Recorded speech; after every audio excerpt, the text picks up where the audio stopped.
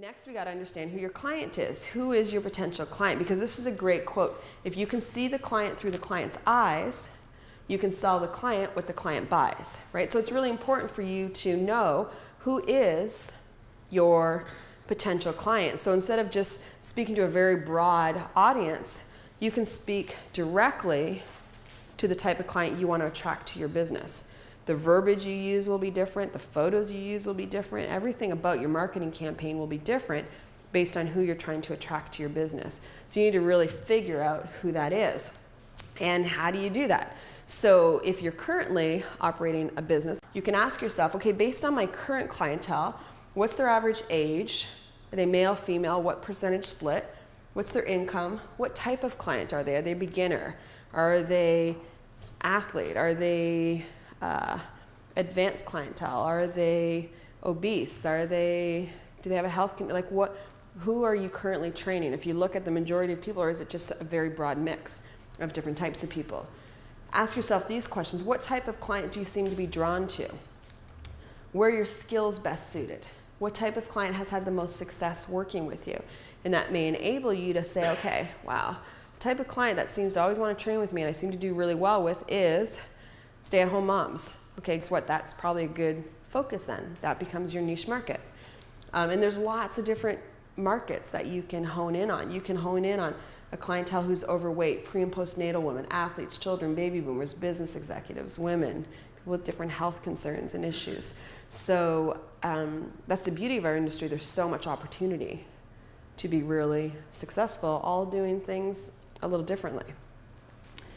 If you're not sure of what type of client to focus on, you can take a look at the Idea Fitness Program and Equipment Survey that reported that 60% of personal training clients are women.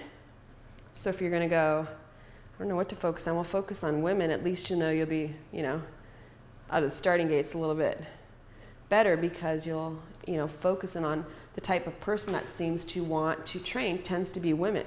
More women will ask for help, right, than guys will. Not to say that we don't have a lot of guy clients, but definitely women seem to approach the training industry with a little bit more, energy and enthusiasm. Personal training male clients are 34%. 73% of clients are between the ages of 35 to 64. So it kind of tells you where to focus your energy in terms of the photos you would use and the verbiage you might use. You'd ask yourself, well, someone between the ages of 35 and 64, what might they be going through? And then address those needs. They're probably gaining weight. Maybe their back's bugging them. Maybe they're not looking and feeling as energetic as they used to. Highly educated population, 48% with college graduates or with a college degree. Upscale income, 75,000 average household income. So if you focus your initiatives on this type of client, that's a good place to start, because these are the types of people that will buy training. So it kind of makes sense. And do your homework. We talked about some of the questions you can ask yourself. These are some of the questions that we ask on our intake forms. So we have an ongoing analysis of our business model.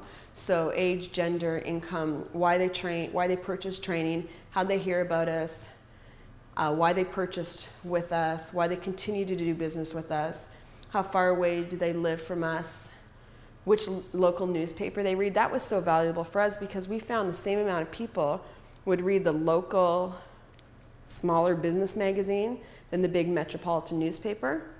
That's so important, because if readership of our consumer is the most important thing, I'd rather advertise in the smaller local community-based magazine, because it's a lot less expensive, and it's going to hone in on the market that lives right in our business community, right? Versus the big newspaper. It costs a lot more to advertise, and I'm talking to a broad audience that probably lives way too far to come to me.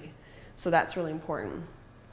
Which radio TV station do they listen to if you're going to do any radio TV advertising?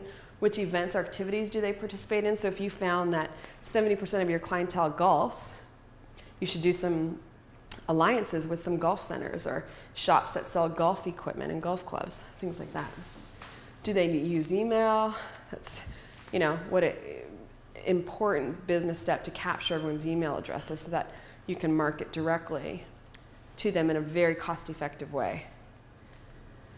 So the point here is that when you're deciding how to market your business and who to talk to, is you can continue to attract to the type of consumer that you already do well with, which is always the easiest, right? Because you already know you're good with this type of consumer.